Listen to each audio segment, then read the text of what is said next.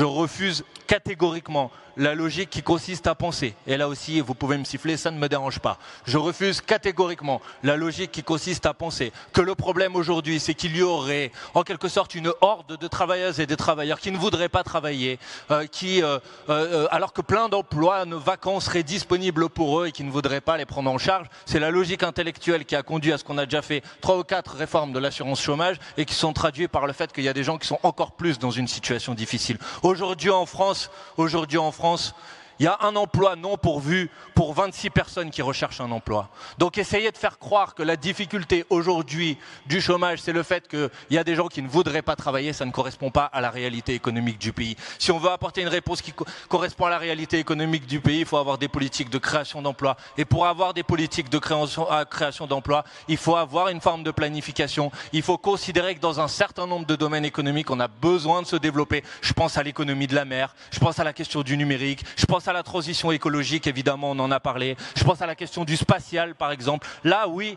on a des politiques intelligentes à mettre en place pour faire en sorte qu'on ait des politiques de création d'emplois qui permettent d'augmenter le nombre de personnes qui sont en emploi. Parce que si on augmente le nombre de personnes qui seront en emploi, ben on n'aura plus de problème de financement de notre protection sociale et de notre modèle.